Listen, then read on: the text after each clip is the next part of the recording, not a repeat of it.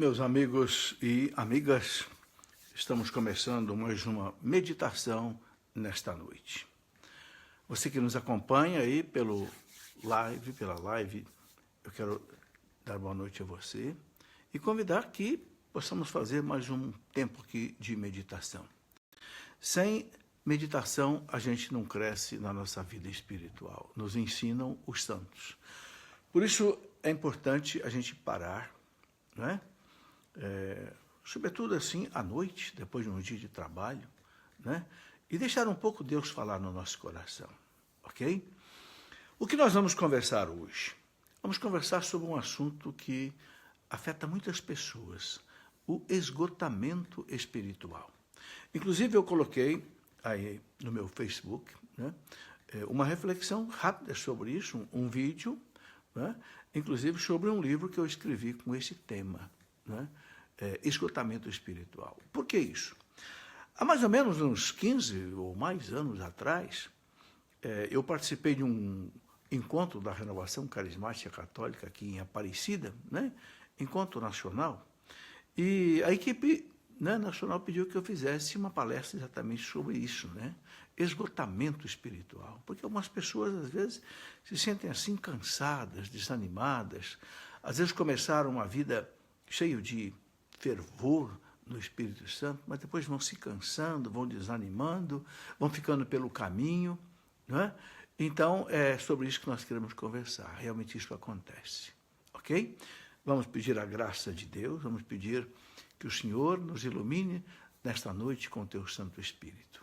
Convido a você para rezar comigo. Em nome do Pai, e do Filho, e do Espírito Santo. Amém. Vinde, Espírito Santo, enchei os corações dos vossos fiéis e acendei neles o fogo do vosso amor. Enviai, Senhor, o teu Santo Espírito, e tudo será criado, e renovareis a face da terra. Ó Deus, que instruístes os corações dos vossos fiéis, com a luz do Espírito Santo, fazei que apreciemos retamente todas as coisas segundo o mesmo Espírito e gozemos sempre da sua consolação. Por Cristo nosso Senhor. Amém. Senhor Jesus, o Senhor conhece a nossa miséria, conhece a nossa fraqueza. O Senhor sabe que nós somos servos inúteis, que sem a sua graça, sem a sua ajuda, não podemos fazer nada. Mas, com a tua graça, com a tua bênção, podemos fazer aquilo que é da tua santa vontade. Então, Senhor, nos entregamos nas tuas mãos nesta noite, pedindo, né, a tua graça e a tua bênção, pela intercessão de Nossa Senhora, aquela que o Senhor nos deu para ser a nossa mãe e guia espiritual. Ave Maria, cheia de graça, o Senhor é convosco. Bendita sois vós entre as mulheres, e bendito é o fruto do vosso ventre, Jesus. Santa Maria, Mãe de Deus, rogai por nós, pecadores, agora e na hora de nossa morte. Amém. Santo anjo do Senhor, meu zeloso guardador, se a ti me confiou a piedade divina, sempre me rege. Me guarde, me governe, ilumine. Amém. São José, rogai por nós. São Miguel Arcanjo, rogai por nós. Em nome do Pai, e do Filho, e do Espírito Santo. Amém. Muito boa noite, amigos e amigas. Estou vendo aí meus amigos já entrando aí. A Manu de Aquina, minha querida sobrinha, Tatiane Barbosa, Leni Duarte, Rosângela Rodrigues, né? E todos vocês, amigos e amigas. Que Deus nos abençoe nesta noite. Queremos conversar sobre esse esgotamento espiritual. Por que muitas vezes a gente, né, cai, às vezes, num desânimo, numa aridez espiritual, às vezes numa tibieza, às vezes não tem vontade de rezar, não tem vontade de pregar, às vezes não tem vontade nem de ir à missa, às vezes não tem vontade de ler a palavra de Deus. Por quê? Não é? Há muitas causas para isso. Cada um de nós, meus irmãos, tem uma vida diferente, cada um de nós, não é? Tem aí os seus problemas físicos, psicológicos, afetivos. Tudo isso influencia na nossa vida espiritual. E a gente sabe que também o espírito do mal, né, o nosso inimigo também, ele sabe usar de tudo isso para, né, querer nos retirar do caminho de Deus. A gente sabe que o grande desejo do demônio é nos tirar do caminho de Deus. E ele usa de tudo quanto é artifício possível para fazer isso. Mas Deus é mais. a graça de Deus é mais. Né? O Catecismo da Igreja Católica diz assim que o demônio pode nos tentar, pode nos atrapalhar, mas ele não tem poder para impedir o avanço do reino de Deus. Não tem poder para impedir de nós fazermos a vontade de Deus. Ok? Então, a gente precisa caminhar assim, muito próximo também da igreja. Né? Nós vamos ver aqui o que a igreja nos ensina sobre tudo isso. Muitos místicos da igreja, como, por exemplo, São Francisco de Sales, o próprio São João Bosco, Santa Teresa d'Ávila, Santa Catarina de Sena, São João da Cruz, eles falaram, Santo Agostinho, eles falaram muito sobre esta questão. Eu quero, então, usar, né, o que eles nos ensinaram para que a gente possa, então, enfrentar esse problema. Quais são as causas que podem nos levar a esse desânimo, a esse esgotamento espiritual? Né? Bom, claro, a nossa conversa aqui é rápida. Eu escrevi um livro sobre isso, né? Esgotamento espiritual. Quem quiser aprofundar nisso, com mais calma, com mais reflexão, poderá, né, ler esse livro aí. Bom, quais são as causas básicas que podem nos levar a um esgotamento espiritual? Primeiro, o pecado. Depois, às vezes, um ativismo, né, assim, muito grande. Depois, às vezes, também a falta de reta intenção no serviço de Deus. Também outras provações que podem vir na nossa vida, às vezes até por problemas físicos, problemas psicológicos, problemas afetivos. Enfim, há muitas coisas.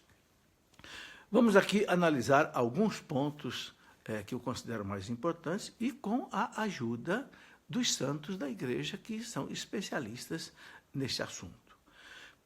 Bom, evidentemente, o pecado é o principal problema que pode nos trazer ao desânimo espiritual. Né? Exatamente São João, na primeira carta dele, primeira carta de São João, né, capítulo 3, no versículo 8, né, São João diz uma coisa muito importante. Né? Jesus veio ao mundo para destruir a obra do demônio. Jesus veio ao mundo para destruir a obra do demônio. 1 João 3, 8. Eu não sei como é que existem alguns teólogos que têm coragem de dizer, às vezes, que o demônio não existe, que o demônio não age. Quer dizer uma coisa dessa é dizer assim, Jesus Cristo veio ao mundo à toa. Jesus Cristo padeceu na cruz sem necessidade. Ou seja, é desprezar completamente a redenção que o Senhor nos trouxe. Não, meus irmãos, o demônio nos derruba pelo pecado. A obra do demônio que Jesus veio vencer é o pecado. É o Cordeiro de Deus que tira o pecado do mundo. O Catecismo da Igreja diz bem claro, né? Não há nada pior na vida da pessoa, do mundo e da igreja do que o pecado. E é por isso que Jesus veio tirar o pecado do mundo. Porque São Paulo fala que o salário do pecado é a morte. Romanos 6, 23. Ora, se o salário do pecado é a morte, é o sofrimento, são as lágrimas, então Cristo veio para arrancar a causa de tudo isso. Não os efeitos, mas a causa, a raiz. Não adianta você cortar, né, aquelas pragas que dão assim, só por cima e deixar lá a raiz. Brota de novo. Não, Jesus desceu, né, para arrancar a raiz do pecado. Então, o pecado, meus irmãos, né, é um ponto fundamental. E nós não podemos desanimar na luta contra o pecado. Né? Não são, a carta aos Hebreus, no capítulo 12, diz assim, não resististes ainda até o sangue na luta contra o pecado. Olha aqui, que frase forte, né? Não resististes ainda até o sangue na luta contra o pecado. Hebreus 12, 4. Ok? Ou seja, contra o pecado vale tudo. Vale resistir até ao sangue. Né?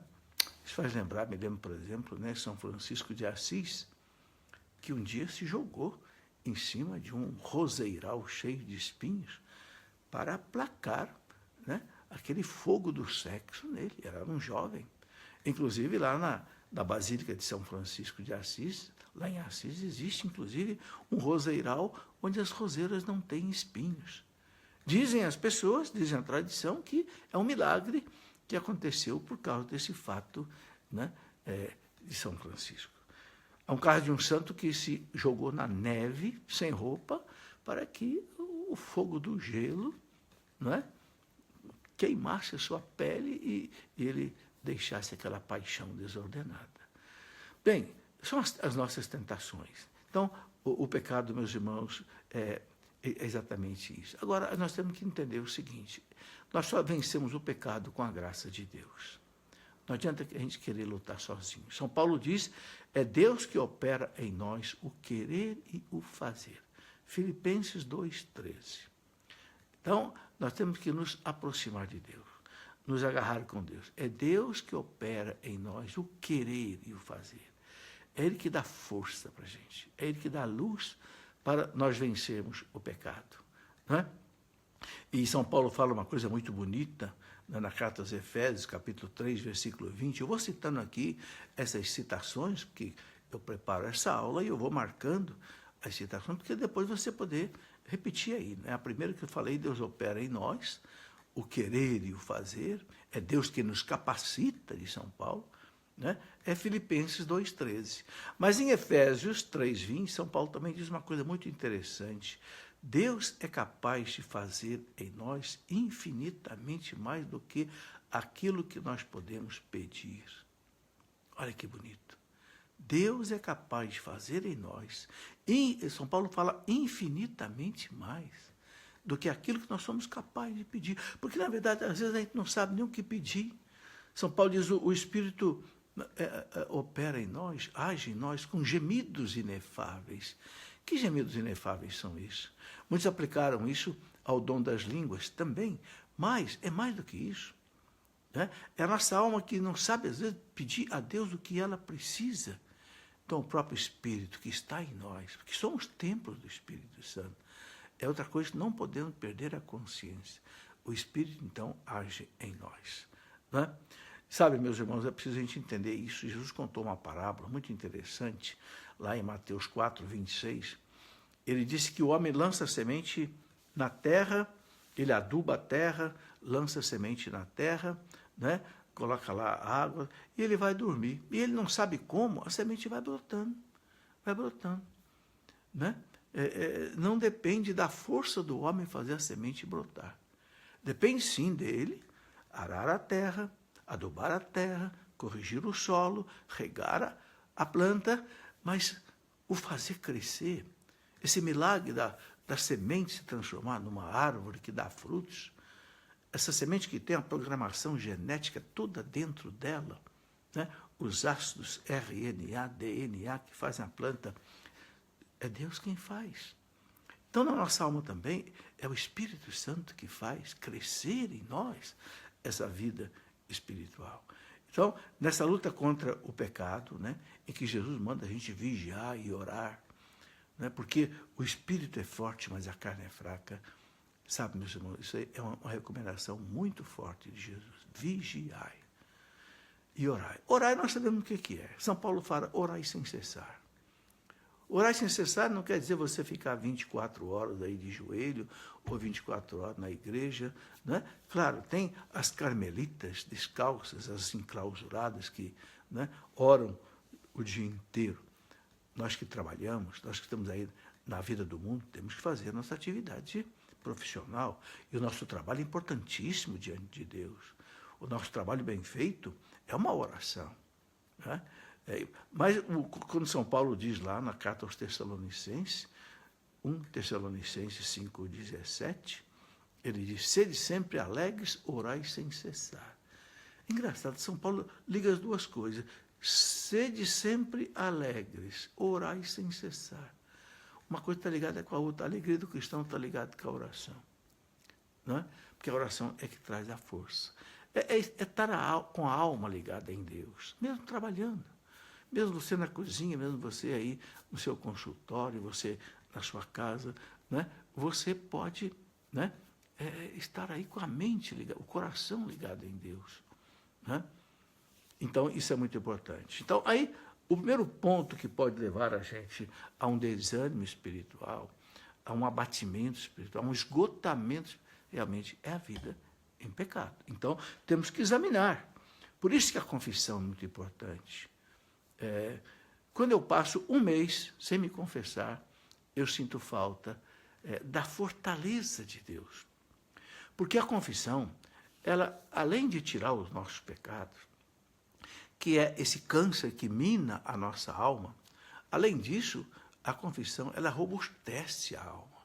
Ela dá à alma uma força espiritual para que a alma não caia no pecado.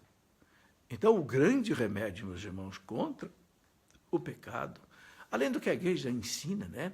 O jejum, a esmola, a oração, o sacramento da confissão. Nada supera o sacramento da confissão para arrancar de nós o pecado, as ervas daninhas. E aí a confissão tem que ser bem feita. Vá para o padre na confissão com o coração aberto. Lance naquela fornalha ardente do coração de Jesus toda a sua miséria. E deixe que Jesus queime ali toda a sua miséria. Entende? Esqueça que tem um homem ali na sua frente. Aquele homem que está ali na sua frente, ele atua in persona Christi. É Cristo que está ali nele. Ok? Jesus colocou bem claro, a quem vocês perdoarem os pecados estarão perdoados. Mas é Jesus quem perdoa, através desse instrumento que é o sacerdote. Não importa se o sacerdote é santo, não é santo, se você, né, gosta dele ou não gosta, ele é simpático ou não é. Se ele disser, eu te absolvo de todos os teus pecados, em nome do Pai, do Filho e do Espírito Santo, meu irmão, sai dali com a alma lavada. Muito bem, um outro ponto que derruba muita gente na vida espiritual, leva muita gente a esse esgotamento espiritual, é o ativismo. A pessoa trabalha muito. Às vezes um padre que trabalha muito numa paróquia, ou um leigo que corre, quer abraçar a evangelização, quer fazer tudo, não é? A gente que faz o contrário, né? Não faz nada, mas tem gente que quer fazer muito. Cai num ativismo. Aí se cansa, não tem tempo para rezar, não tem tempo para meditar. Ele esquece que ninguém consegue fazer a obra de Deus sem Deus. A obra é de Deus. Então, nós não podemos nos deixar enganar, às vezes até por revelações. Ah, Deus me revelou isso, que eu tenho que fazer isso, tenho que fazer aquilo. E às vezes a pessoa age impulsivamente e às vezes abraça um trabalho assim, meio na euforia, meio, não é? E de repente começa a desanimar, cansar. Olha, aprenda uma coisa com os santos. Os santos dizem assim, Deus só abençoa um trabalho que Ele quer que você faça. Então é muito importante você fazer um trabalho que Deus quer que você faça, não é um trabalho que você quer fazer. Por quê? Um trabalho que eu quero fazer, muitas vezes, você sabe que o nosso ego, ele é manhoso. O nosso ego gosta de aparecer. O nosso ego gosta de ser destacado. Às vezes a gente fica correndo. Será que é para trabalhar para Deus? Ou será que atrás disso existe um pouco assim de, não sei, um desejo meio secreto de exibição, de querer aparecer? Sabe, não estou dizendo que isso seja sempre. Não, mas nós precisamos nos examinar. Não é? Isso chama-se reta intenção. Reta intenção é você fazer tudo por Deus. Não é?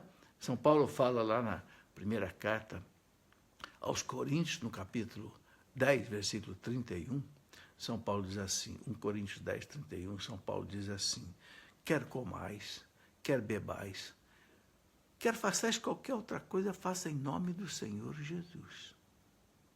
Faça por Jesus. Não faça por outro motivo. Nem para ganhar dinheiro, nem para aparecer, nem nada. Faça por amor a Jesus. Você vai dar uma esmola para um pobre, dê esmola no pobre, porque Jesus está naquele pobre. E assim por diante. Né? Isso chama-se reta intenção. Santo Afonso de Ligório, santo e doutor da igreja, ele tem um livro maravilhoso que se chama A Prática do Amor a Jesus Cristo. Esse livro é da editora Santuário de Aparecida, porque Santo Afonso de Ligório, né, é o fundador da congregação dos padres redentoristas. Esse livro é maravilhoso. a prática do amor a Jesus Cristo. Ele diz assim, quando eu for fazer alguma coisa na igreja, na obra de Deus, eu faço com reta intenção. Se deu certo, amém, louvado seja Deus. Se não deu certo, louvado seja Deus. Eu fiz o que eu tinha que fazer. Ok? O resto é com Deus. Sabe? Então, a pessoa que faz com reta intenção, ela não se abate. Né? Se ela fez o que tinha de fazer, né? Preparou, né? Tudo direitinho, amém. Né? Se foi bem, ótimo, louvado seja Deus. Se você acha que não foi bem, deixa na mão de Deus. Diga, Senhor, eu fiz o que eu podia fazer. Amém. Está nas tuas mãos. Isso chama-se reta intenção. Aí você não se abate, você não desanima. Mas a pessoa que faz, querendo sucesso, querendo, né, como diz o povo, arrebentou a boca do balão. Nossa, não se preocupe com isso, não. Faça o que você tem de fazer. São Paulo diz, eu não busco a glória dos homens. Ele fala lá na carta aos Gálatas, eu não busco a glória dos homens, eu busco a glória de Deus. Então, o ativismo, meus irmãos, é algo muito importante. Existe um livro maravilhoso que se chama, né, A Alma de Todo Apostolado. A Alma de Todo Apostolado. É de um monge que já morreu, um trapista, né, extraordinário, chamado Jean-Baptiste Chotard, um francês. Né? E nesse livro ele diz assim, que nós não devemos gastar muito tempo com as obras de Deus. Nós temos que gastar mais tempo com o Deus das obras. Entendeu? Antes de gastar muito tempo com as obras de Deus, gastar tempo com o Deus das obras. Eu não sei se você já percebeu, por que a obra dos santos floresceram espetacularmente. Existe um livro chamado Os Santos que Abalaram o Mundo, né? De um jornalista, parece que alemão, chamado René Philipp Miller. Ele coloca a história de 4 ou 5 santos. Eu me lembro que é Santo Agostinho, Santo Afonso de Ligório, Santa Teresa d'Ávila, São Francisco, né? Santo Antão. Ele diz, esses santos abalaram o mundo. Esses santos não usaram carro, não usaram avião, não usaram um microfone, não usaram rádio, não usaram televisão, não usaram a internet, não usaram nada disso. E eles abalaram o mundo. Santa Teresa reformou o Carmelo, né, junto com São João da Cruz. Santo Inácio de Loyola fundou a maior congregação da igreja, os jesuítas. Né? Santo Agostinho, meu Deus, moldou a cultura do mundo. Por que esses santos? Porque esses santos rezavam muito. Porque esses santos, antes deles gastarem o tempo com as obras de Deus, eles gastavam tempo procurando o Deus das obras. Porque é Deus quem faz, meus irmãos. Nós temos que entender isto. É Deus quem opera em nós o querer e o fazer, São Paulo diz. Sabe, quem quer trabalhar na igreja, a primeira coisa que precisa é rezar muito. Eu vou contar uma história interessante que aconteceu na Tchecoslováquia, lá por volta da década de 80, quando o comunismo ainda estava de pé, lá no leste europeu, tinha todos aqueles países ali escravizados pelo comunismo da Rússia, né? A Bulgária, a Romênia, a Tchecoslováquia, a Alemanha Oriental, todos aqueles países ali, Polônia, né? Na Tchecoslováquia, um cardeal foi preso. O nome dele era František Tomášek. Ficou preso, meus irmãos, mais de 20 anos nos cárceres comunistas. Quando o comunismo desabou, em 1989, caiu o Muro de Berlim, né, pela ação de Nossa Senhora de Fátima e do Papa João Paulo II, caiu o Muro de Berlim, o comunismo se dissolveu assim como um castelo de areia, quando ninguém esperava aquilo, esse cardeal foi solto. Mas depois de ficar preso mais de 20 anos, um cardeal da igreja, Você sabe que os países comunistas acabaram com a igreja, né? Aí um jornalista perguntou a ele, cardeal, como é que você se sentiu preso ali? O senhor é um cardeal, um príncipe da igreja, devia estar lá no Vaticano assessorando o Papa, o senhor preso, né? Ele disse, meu filho, né? Se eu tivesse que voltar para a cadeia por amor à igreja, eu voltaria. Aí o jornalista, mas por que, cardeal? Que isso? Que loucura é essa? Ele disse, sabe, quem trabalha pela igreja faz muito. Quem reza pela igreja faz mais ainda. Mas quem sofre pela igreja faz tudo. É isso que eu fiz. Eu não pude trabalhar pela igreja, mas não pense que a minha vida foi vazia, não. Foi inócua, não. Não. Eu rezei muito pela igreja. E eu sofri pela igreja. Jesus, ele disse, trabalhou pela igreja, rezou pela igreja e sofreu pela igreja. Foi o que eu pude fazer. Está vendo que bonito? Até esse homem na cadeia, um cardeal, ele pôde fazer muito. É como também a história daquele outro cardeal, o Van Thuan, um outro cardeal, né, lá do Vietnã, que esteve preso também, né, pelos comunistas tantos anos, chegou a ficar preso numa solitária que tinha 2x3, sem janela, sem nada. Ele disse que às vezes ele tinha que respirar no vão debaixo da porta para não morrer asfixiado. Ele celebrava a missa, sabe como? O cálice era a sua mão. Ali tinha uma gota de vinho, porque ele tinha conseguido um vidrinho de vinho com um carcereiro, um pedacinho de pão sem fermento. Então, num pedacinho de pão colocado na mão dele e uma gotinha de vinho, ali ele celebrava a Santa Missa. Que coisa extraordinária. Van Thuan, procure ler os livros de Van Thuan, né, desse cardeal extraordinário. Né? Depois que ele foi libertado, o Papa João Paulo II o chamou para trabalhar no Vaticano, e ele morreu no Vaticano no tempo de João Paulo II. Então está aí, o ativismo, meus irmãos, não resolve. Né? Jesus diz para nós, eu sou a videira, vocês são os ramos, sem mim nada a poder fazer. Se o ramo se desprender da árvore, cortar, Jesus diz, o ramo seca e morre, porque sem mim nada podeis fazer. Aí você entende agora porque muita gente se cansa, porque muita gente desanima, porque muita gente cai num esgotamento espiritual, porque corre, sabe? E não vê o fruto. Eu não sei se eu já contei aqui nas nossas conversas uma parábola interessante que eu li esses dias. A parábola falava do jumentinho de Jesus. Que jumentinho de Jesus? É uma parábola, né? É uma historinha, mas interessante.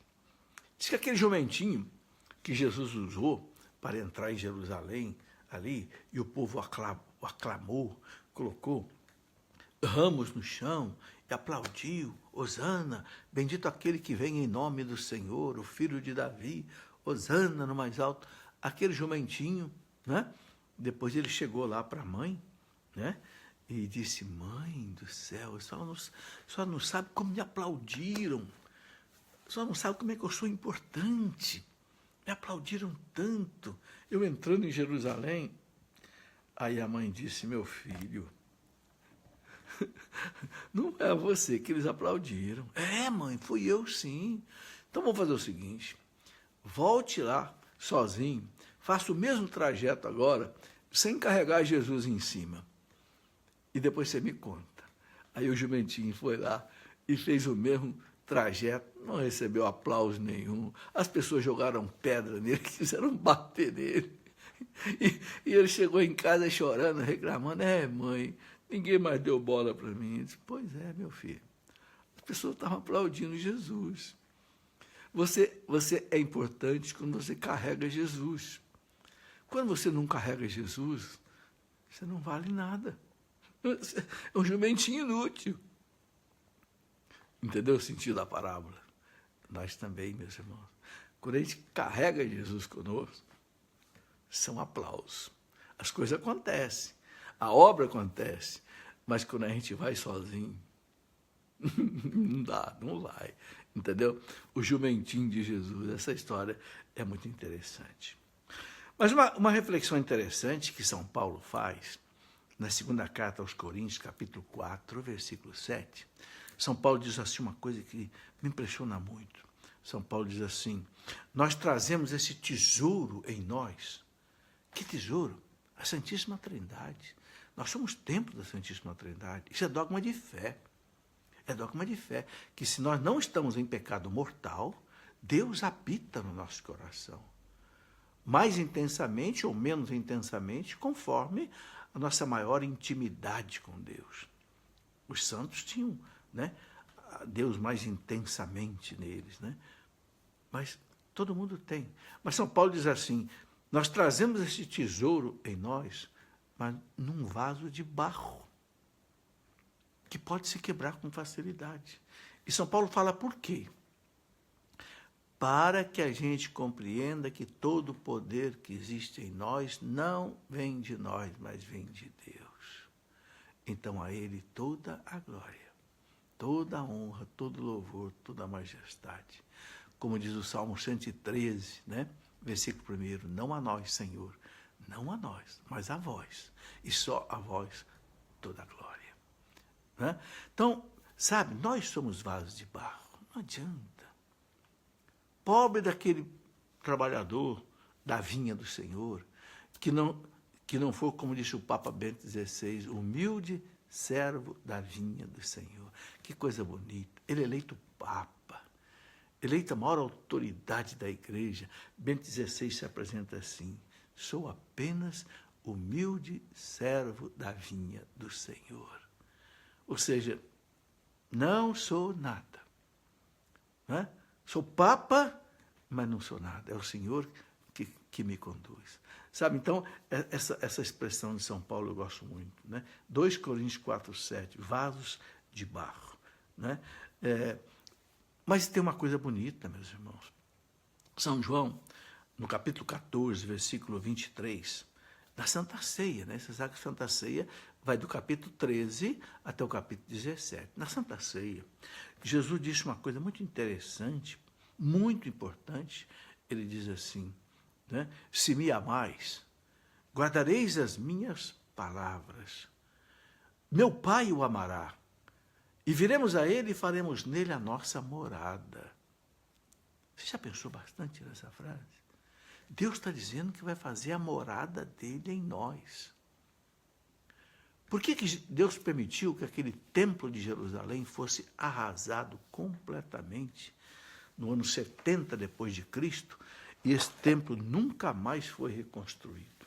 Né? Já tem quase 2000 anos. Por quê? A igreja tira daí um ensinamento. Porque o templo para os judeus, a morada de Deus, era aquele templo que Salomão construiu, que Esdras reconstruiu, que Herodes, depois o Grande, embelezou mais ainda. Foi arrasado. Para mostrar o quê? Nós somos o templo de Deus. Então Jesus diz lá em João 14, 23, temos que meditar muito nisso. Né? Se me amais, guardareis as minhas palavras. Né? Meu Pai o amará, e viremos a ele e faremos nele a nossa morada. Ele coloca a nossa morada, a morada da Santíssima Trindade. Nossa, nós temos que pensar nisso profundamente. Deus está em nós, mas será que nós estamos em Deus?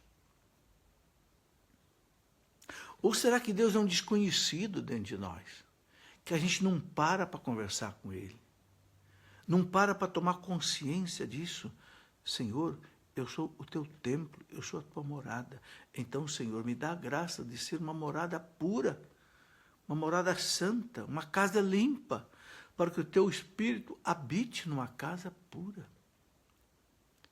Sabe? Essa meditação é muito importante. Então, isso evita da gente sair numa correria, num ativismo aí desenfreado, né? Sem a gente parar para pensar. Bom, outra coisa que eu queria destacar aqui, que pode levar muitas pessoas a esse ativismo espiritual e ao cansaço espiritual, ao esgotamento espiritual, é muitas vezes a falta da reta intenção. Eu gosto muito de 2 versículos, né, que São Paulo coloca na carta aos Colossenses. acho que já falei aqui também outras vezes, mas né, nunca é demais a gente colocar. Né? São Paulo, na carta aos Colossenses, capítulo 3, no versículo 17, São Paulo diz assim: tudo o que fizerdes, fazei em nome do Senhor Jesus, dando por ele glória a Deus Pai. Medite bem nisso. Sabe, meditar, meus irmãos, é aquilo que faz a gente crescer espiritualmente. E meditar é que nem você chupar uma bala dura. Você põe uma bala assim, dura na boca e vai deixando aquela bala gastar. Meditar é isso. Então você pega um versículo como esse e você vai degustando ele e deixando que Deus fale com você. São Paulo diz assim: tudo o que fizerdes, tudo é tudo. Se você é médico, é você operar um doente. Se você é um dentista, é você que está tratando um dente. Se você é uma dona de casa, é a casa que você está varrendo, a comida que você está fazendo. Né? Aquela louça chata domingo à tarde que você tem que lavar. Tudo o que fizeres. São Paulo diz: faça em nome do Senhor Jesus. Faça para Ele. Aí você está dando glória a Deus Pai, São Paulo diz. Meus irmãos, isso é um jeito de transformar nossa vida em algo sagrado. Aí você percebe que toda atividade é sagrada.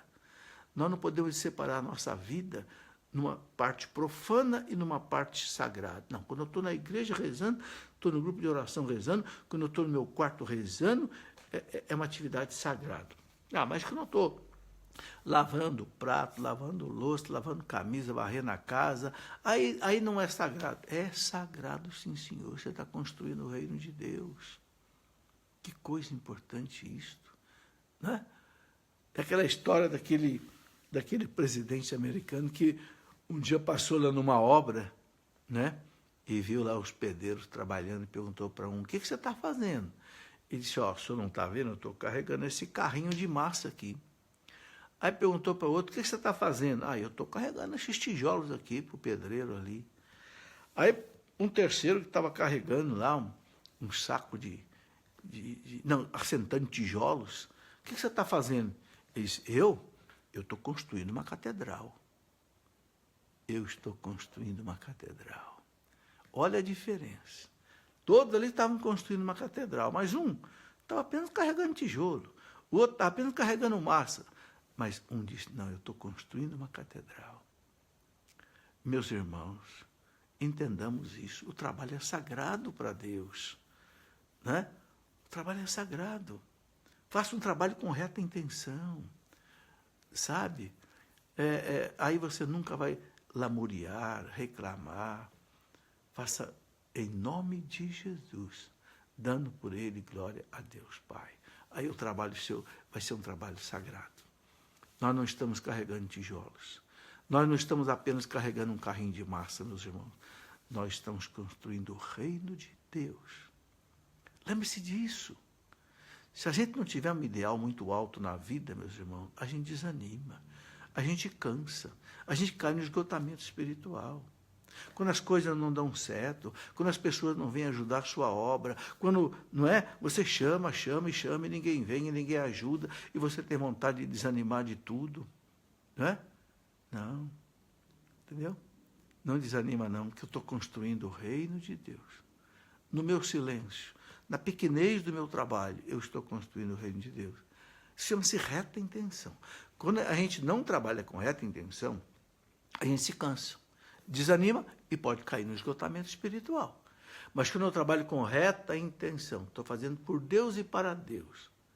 São Francisco dizia assim: eu sou o que eu sou diante de Deus e mais nada.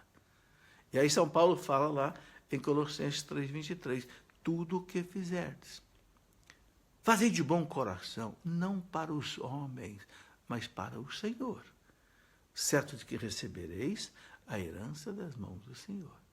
Sabe, isso chama-se reta intenção. É isso que dá a nós a perseverança, dá a nós a alegria de trabalhar para Deus. Não importa se as pessoas vão notar, se não vão notar. Não importa se as pessoas vão aplaudir ou não vão aplaudir, se virão ajudar ou não. Eu vou fazer a minha parte. Entendeu? Bem, Um outro ponto que eu queria focar aqui nessa reflexão sobre o esgotamento espiritual, esse ponto também é bastante importante, é a aridez espiritual. Às vezes, meus irmãos, nós não estamos em pecado. Você se examinou? Por que eu estou nessa aridez? Por que eu não tenho vontade de rezar? Por que eu não tenho... Eu não sinto mais devoção, nem na Eucaristia, nem na palavra de Deus. Parece que Deus sumiu da vida. Isso chama-se aridez espiritual. Né? Parece que Deus se retirou. Né? Não há devoção sensível mais. Né? A gente se sente assim, como dizia São João da Cruz, a noite escura da fé. Né? Parece que Deus sumiu. O que está acontecendo? Bem, está acontecendo que Deus está nos provando. Né? O que dizem os santos é o seguinte, eles dizem o seguinte, que Deus está te ensinando a buscar mais o Deus das consolações do que as consolações de Deus. Compreendeu? Uma coisa é você buscar as consolações de Deus. Ai, que gostoso, aquele êxtase, aquela contemplação, né? Mas às vezes Deus ensina a gente a buscar mais o Deus das consolações do que as consolações de Deus. Então o que Deus faz? Ele retira as consolações. E aí você tem que caminhar no deserto, na aridez do deserto, em busca de Deus. Mas isso não é à toa. Os santos dizem, os místicos dizem que Deus permite isso para que a tua alma cresça, para que a tua alma tenha, assim, um abandono em Deus, mais puro, mais santo. E você vai viver para Deus só por causa de Deus. Não porque você tem consolações, não porque você tem êxtase, não porque você tem visões e você tem revelações. Não. Porque eu quero Deus. Então eu me abandono nas mãos de Deus pela fé. É o remédio que eles dizem. Né? Aceita tudo o que te acontecer. Está lá no Eclesiástico, abandona-se em Deus. Né? Jesus disse que meu pai é o agricultor. E aquele ramo que nele dá fruto, o pai poda. Poda para quê? Para que dê mais fruto. Meus irmãos, a poda é um negócio doloroso. Meu Deus, quando eu vejo o pessoal podar as figueiras, podar meu Deus, deixa quase que sem nada, sem folha, sem nada. Mas passa um tempo, aquilo brota, né? Cheio de galhos, cheio de flores, cheio de fruto, né? Eu tenho aqui na minha casa uma acerola, né? E eu aprendi isso, né?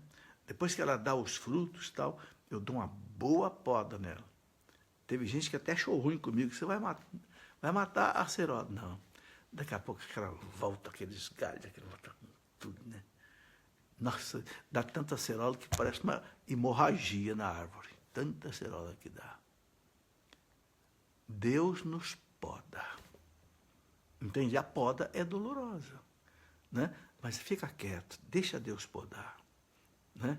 Quando o paciente vai no médico para passar por uma cirurgia, tem que ficar quietinho. Inclusive, ele toma uma anestesia para dormir, para não atrapalhar o médico. Né? Porque se ele ficar acordado, reclamando, chorando, se batendo, o médico não pode fazer nada. Nós também, meus irmãos, quando Deus podar, é porque Ele quer ver você crescer. Então, a aridez espiritual é isso. É claro que nós temos que examinar se essa aridez não vem também por um problema de saúde física. Aí você tem que ir ao médico, procurar um tratamento. Se não é um problema psicológico, tem que procurar um psicólogo, às vezes até um psiquiatra. Entende? Claro, a depressão a depressão também pode ser um dos motivos que causam na pessoa uma aridez. Mas se não há depressão, se não há problema físico, se não há problema psicológico, e você não consegue rezar, não é questão de pecado, você já se examinou, não é falta de reta intenção, né? Então, sofra as demoras de Deus. Não é que diz o Eclesiástico? Sofre as demoras de Deus. Parece que Deus sumiu, mas não é. Ele está deixando você passar por uma experiência de crescimento. Aí, o que você pode fazer? Santa Teresa d'Ávila dizia assim, que às vezes ela tinha fases de tanta aridez espiritual que ela não conseguia rezar sem um bom livro. Está aí. Então ela pegava a Imitação de Cristo, o Evangelho, pegava um livro bom, né? Então, pegue um bom livro. Um livro, por exemplo, que eu acho maravilhoso nessas horas, é o Breviário da Confiança, de Monsenhor Ascânio Brandão. Ou então, você pegar, por exemplo, aí, os salmos da Bíblia. O salmista, muitas vezes, é uma pessoa que se sente assim, parece que Deus sumiu na vida dele. Então, o salmista reclama, o salmista chora, Senhor, onde é que o Senhor está? Não me abandone, Senhor. Porque os salmos, 150 salmos, são orações assim, vivenciadas na realidade da vida, né, do fiel. Então, por isso que é muito bom para nós. Né? Então, tem salmos que nos levanta, né? Salmo do bom pastor, mas tem aqueles salmos também que parece que o salmista está deprimido. Sabe? Então, isso tudo nos ajuda. Eu queria colocar aqui para você, né? Já estamos aí caminhando para o final da nossa conversa, eu queria colocar aqui algumas frases, né, que alguns doutores colocam sobre isso. Né? Nesse livro que eu escrevi, O Esgotamento Espiritual, eu coloco muitas frases de santos doutores em cada um desses itens que eu meditei aqui. E aqui tem muito mais coisa, né? Porque esses santos doutores foram especialistas nisso. Né?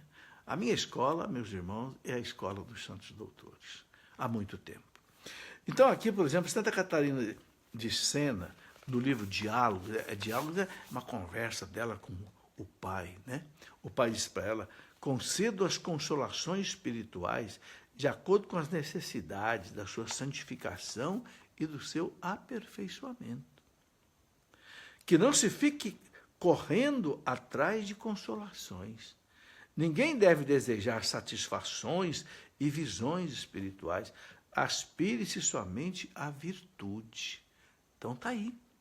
Correr atrás da virtude. Qual é a virtude? A humildade, o desprendimento, a pureza, a bondade, a mansidão, a paciência, a diligência. Né? Então ela fala, ninguém deve desejar satisfações e visões espirituais.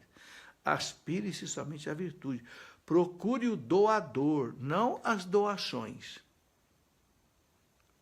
Mesma coisa do que o outro lá disse, né? Não procure as consolações de Deus, mas o Deus das consolações. Aí ela diz aqui uma coisa interessante. Né? O diabo é capaz de mostrar-se numa figura de luz, por vários modos, na alma de quem gulosamente sonha com visões. Umas vezes toma a figura de um anjo, outras vezes a semelhança de meu filho, outras ainda como se fosse um dos meus santos. Desta maneira, ele usa o anzol do prazer espiritual para atrair a alma, para prendê-la em suas mãos. A única solução é a humildade, pois o diabo não tolera o homem humilde. Bonito, né? São Vicente de Paulo tinha uma frase também maravilhosa. O demônio não resiste o homem humilde. Por quê? Porque São Vicente de Paulo diz assim, como o demônio é soberbo, ele não sabe se defender contra a humildade. Então, a humildade derruba o demônio. Né?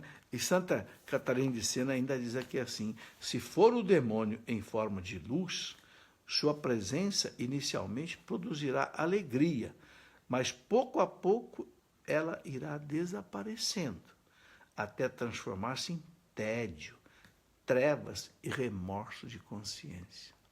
É aquilo que São Paulo diz, o demônio muitas vezes, ele se veste de anjo de luz. Então Deus diz para Santa Catarina de Sena, no começo a pessoa sente uma alegria, um anjo de luz, mas daqui a pouco ele começa a sentir tristeza, desânimo, amargura, às vezes até acusação. Então por isso que esses santos recomendam a gente não correr atrás das consolações, mas correr atrás de Deus. Né? Santo Agostinho dizia assim, olha, Deus dá algumas graças como o começo da fé, mesmo aos que não pedem. Outras, como a perseverança, reservou para os que pedem. O Senhor bem deseja e quer dispensar-nos as suas graças, contudo, não quer dispensá-las senão a quem lhe pediu. Então, pedir também, né? As graças. Santo Agostinho diz assim: quando vires que tua oração não se apartou de ti, pode estar certo que a misericórdia tampouco se afastou de ti. Se a oração não se afastou de ti, então a misericórdia de Deus também não se afastou de ti. Bom, vamos concluir, meus irmãos, a nossa conversa. Quero colocar também aqui uma frase de Santa Teresa d'Ávila e uma frase de São Francisco de Sales, porque esses santos doutores, sabe, meus irmãos, não é à toa que um papa deu a eles o título de doutores, sabem muito. Santa Teresa diz assim: não prenda teu coração às consolações interiores, pois é o sistema dos mercenários. Querem logo o seu salário. Serve como os mais nobres servidores do rei, gratuitamente. Ou seja, sirva a Deus gratuitamente, não fique esperando as consolações interiores, né? Ela diz: enganam-se aqueles que acreditam que a união com Deus consiste em êxtases, arroubos espirituais e gozo de Deus. Ela não consiste em outra coisa, senão em sujeitar nossa vontade à vontade de Deus. Então, fazer a vontade de Deus é mais importante que ter êxtase, ter arroubos, ter outras coisas mais. E São Francisco de Sales, o grande santo doutor da igreja, que inspirou São João Bosco, né? São Francisco de Sales dizia assim: é um erro querer medir a nossa devoção através das consolações que experimentamos. A verdadeira piedade no caminho de Deus consiste em ter uma vontade resoluta de fazer tudo o que lhe agrada. É a mesma coisa que diz Santa Teresa d'Ávila, né? O que importa é fazer a vontade de Deus, o que agrada a Deus, né? É como dizia Santo Afonso de Ligório: para ser santo é preciso fazer o que Deus quer e querer o que Deus faz. Bem, meus irmãos, muito obrigado. Vamos encerrar aqui a nossa conversa com uma pequena oração. Pequena, mas que saia do fundo da alma, né? Os santos dizem que Deus atende aquela oração que é feita com os lábios, mas que ela brotou lá da alma, né? Então vamos deixar brotar agora aí do seu coração aquela oração que, né, que foi aí, que cresceu durante essa meditação. Queremos pedir, Senhor, né, a tua força, a tua graça, para nós vencermos todos os motivos, todas as causas que possam nos levar, Senhor, a um esgotamento espiritual, a um desânimo espiritual, ou às vezes até a um desespero na vida espiritual. Que a tua graça nos proteja, Senhor. Teu Santo Espírito esteja sempre aquecendo o nosso coração, esvaziando-nos nós de nós mesmos, para que mais e mais, Senhor, a tua presença ocupe o nosso coração. Que a gente vá se esvaziando, Senhor. Que nós possamos ir retirando os entulhos da nossa alma, para que nesses lugares que ficarem vazios, o Senhor vá enchendo com a tua presença.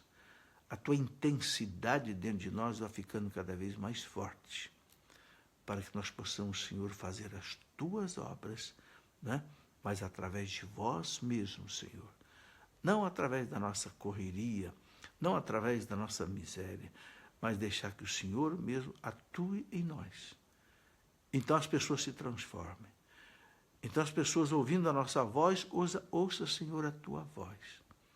Recebendo as nossas ações, recebam as tuas ações e possam realmente ser edificadas na fé. Que a Virgem Maria, Senhora nossa Mãe, interceda por nós. A Senhora Mãe Santa, que é a nossa Mãe, que Jesus nos deu aos pés da cruz, cuide de cada um de nós.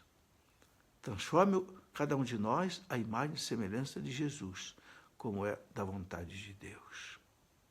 Glória ao Pai, ao Filho e ao Espírito Santo, como era no princípio, agora e sempre. Amém. Muito obrigado, meus irmãos que me acompanharam.